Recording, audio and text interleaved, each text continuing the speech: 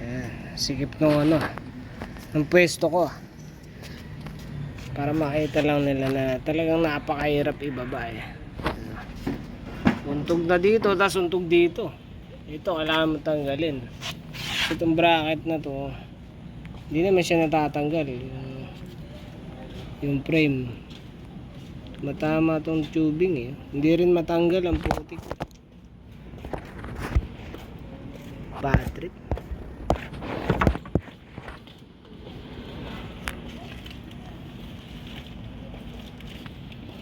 Paano natin lalabas to? Pahihigain yung makina.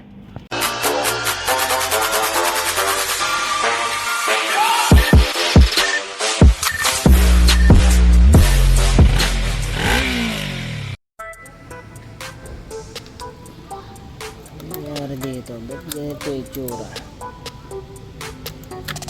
Ito eh, oh. May mataba eh. Mataba, yan eh. Mabukol, bakit kaya ganito yan? Tapos yung spark plug, lean, rich, lean. Singaw-singaw nga yan. Pero maganda yung itsura na ito. Pati nung cams maganda eh. Mga piston, may mga gas-gas na rin pala.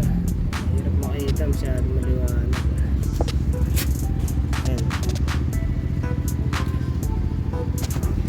Kita niyo ba? Oh.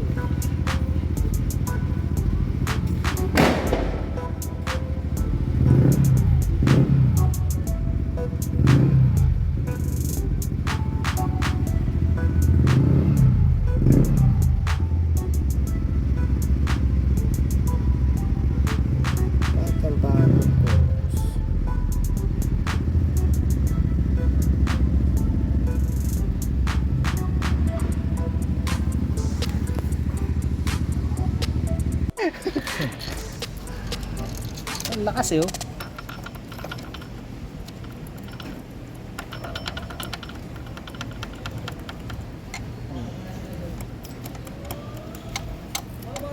Ay ano pala, ilaw na.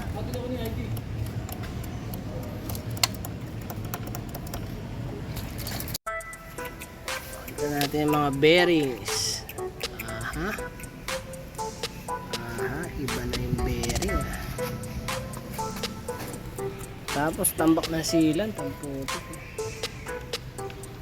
Sa loob yan ha. Sa loob na yan, wala nang ano yan.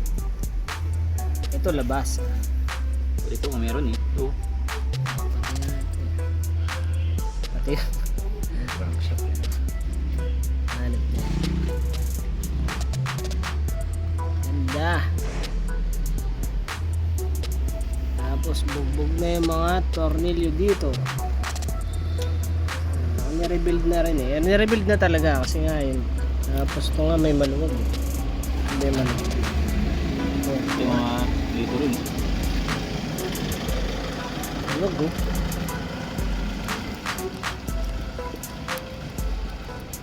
Tsaka ito. Ito yung malakas. Ayun. Bilis natin man nabiyak man ah. Siyempre, skills to eh. Wala. Mayroon din. Lahat ah. Ito laki. Hindi kaya lumuwag to. Ayun, bearing required. Oo.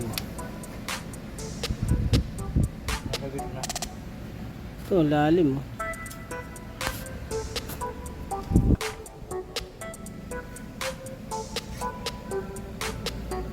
May silat pati yung may kahit na oh. Ganda. Ano po ako, sorry ah.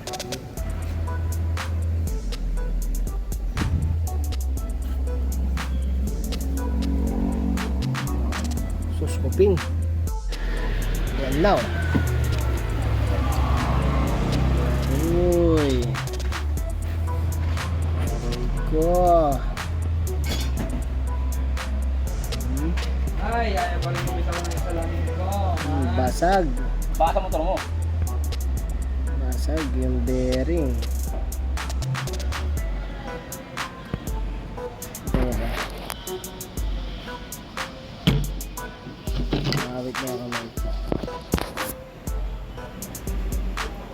Basag, putik.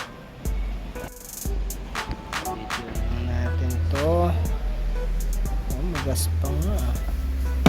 Lahat may problema.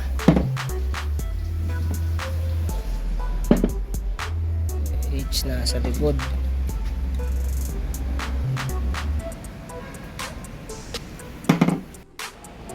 Ito yung isa, number ano to? 3. Ayan, basag din. Aray ko. Kaya ang hirap din eh, ang hirap talaga gumawa. Kaya tulad yan, puta kulang pang ayun yung kaputo. Kasi to ginawa na namin to, nag-harness kami dito, nag-carburador. Wala naman tumutunog sa makina.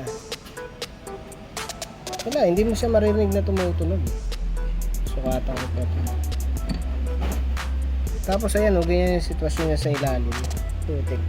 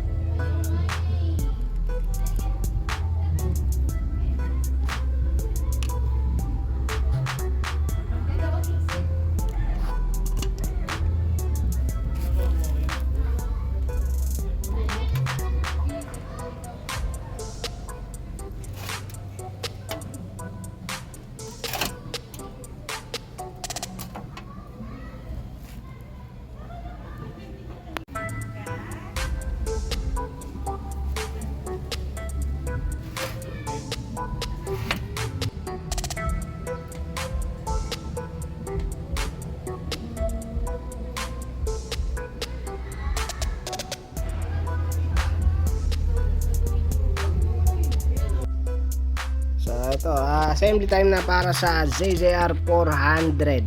Hanip, kakukuha ko lang sa machine shop na ito. Sila nag-set yan. Bale, yun na nga. Kaya medyo tumagal tayo kasi naganap pa ng bearing na tatama dun. Kasi yung sigunyal na to, medyo may kalog na rin dun sa Conrad. Yung una niya kasi talagang negative, sobrang negative eh. Ito medyo lang, kaya ito yung ginamit natin. Kaso naganap pa tayo ng bearing na kinakailangan ni machinist. So si machinist kasi yung nagdidesisyon eh, kasi siya magsusukat, siya rin magsasalpak, kaya yun yung pinahanap na bearing. Tapos nakakabit na yung bearing, nakapag-grind na sila, nakapag-polish. Ito na.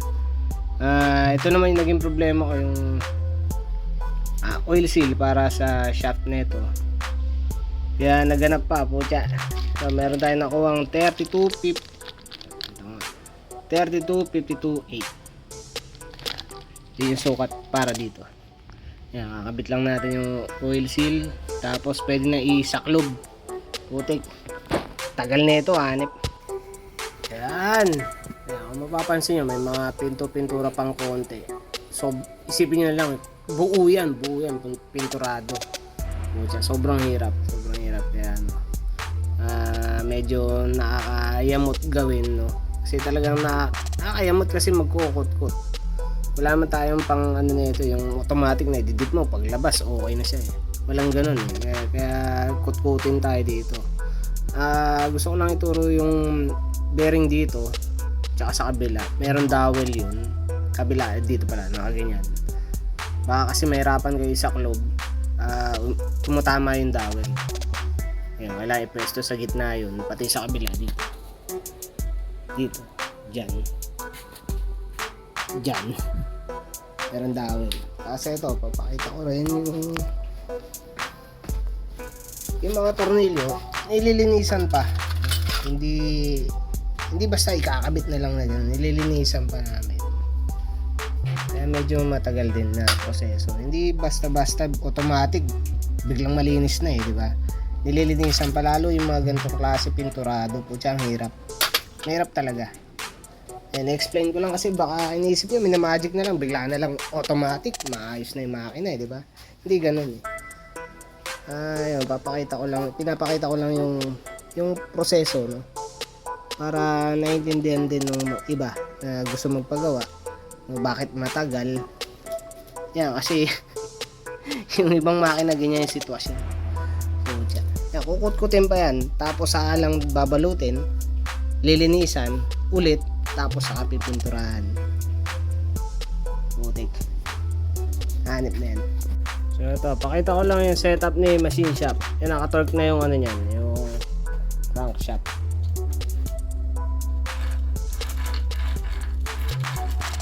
Tibok pa. Uy.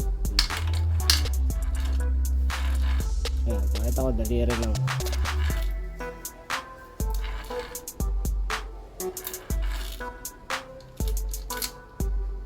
Wanit. So ito, hanggang dito muna tayo kasi kailangan pang ano yun ito. Ayan, binalot ng mga. Kailangan palinisin ulit. Kukut-kutin, tapos papahiran ng chemical para kumapit ng maayos yung pintura. Tapos saka tayo proceed sa paglagay ng mga piston rings tsaka block. Ito lang muna tayo. Pinakita ko lang na ano, binalot na panabalot eh. Binabalot na. Kukut-kutin pa. Kukut-kutan pa yung mga nakadikit na pintura, nilagkit yan, tutsa, hirap matanggal. Yes, tapos yun nga, magkakaroon tayo ng ano dito, ng ano man tawag dun, sandblasting tsaka turbo wash. Kasi nahirapan ako sa ganyan, sa kut-kutin kaya maglalagay na tayo dito ng sandblasting tsaka turbo wash. Yan, medyo maluwag na yung shop. Magkakaroon tayo ng mga ano dyan, may late na tayo, meron na tayong drill press na eventually magiging milling. Kakaroon tayo milling. Tsaka kung ano-ano pa, medyo marami. Dito mapupwesto yung ano, turbo wash. Ayan, turo ko lang ng konti kayo sa ano, sa munti kong espasyo. Ayan, wala, papakita ko nga pala sa inyo ito. Hanip. Baka may mga ano. Tsaka yung mga gustong pumasal sa shop, makakita ng mga koleksyon. Dami, no? Happy lang. Kasi, ganito lang muna. Peace.